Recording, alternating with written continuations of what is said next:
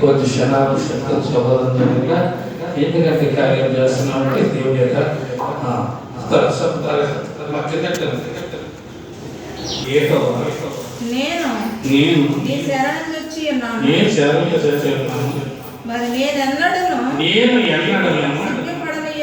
సిగ్గుపడనీయకు. ఎవరి మీద సిగ్గుపడేవాళ్ళను? శత్రువులు కానీ మన కదండి, ఎంతమందో శత్రువులు ఉంటారు మనకి. ఎవరి ముందు మనం సిగ్గుపడవలసిన పని లేదు. మనం దేవుని సన్నిధిలో ఉన్నాము, దేవుని బిడ్డలో. మనం ఏంటంటే ప్రతి దినము అందరి ముందు ప్రార్థన చేస్తున్నాం.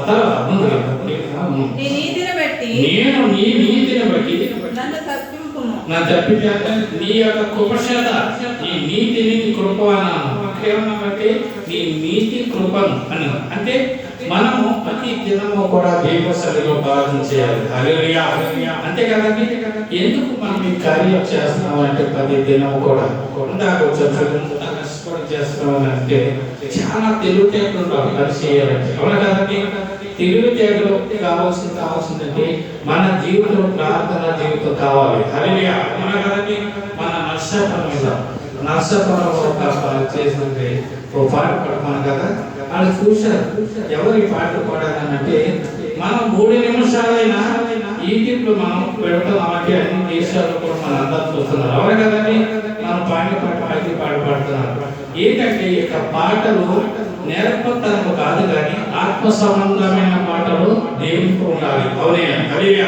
అయితే ఎందుకు కరెక్ట్ చేస్తున్నాం ఇంకా అంటారు. అప్పుడు నన్ను తప్పింపును. ఎక్కడ తప్పిస్తాడు? కష్టాలు తప్పిస్తాడు. మేము నడవలసిన ఏదో ప్రమాదం జరిగినప్పుడు తప్పిస్తాడు. ఏది చేసిన కార్యం తప్పిస్తాడు.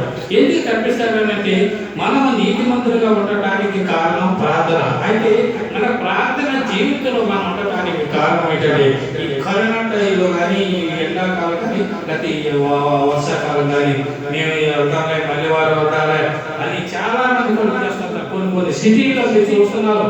ఎక్కడో 20 మైళ్ళు దూరం నుంచి ఒక దేవాలయానికి వచ్చి 5 నిమిషాలు ప్రార్థన చేసేస్తారు.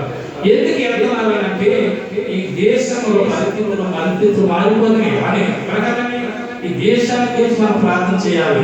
దేశ నాయకుల గురించి ప్రార్థన చేయాలి. ఎవరైతే దుర్మార్గులుగా ఉంటున్నారో అటువంటి వారి గురించి మనం ప్రార్థన చేయాలి. ఎప్పుడైతే ప్రార్థన చేయాలి మనం కూడా జ్ఞాపకం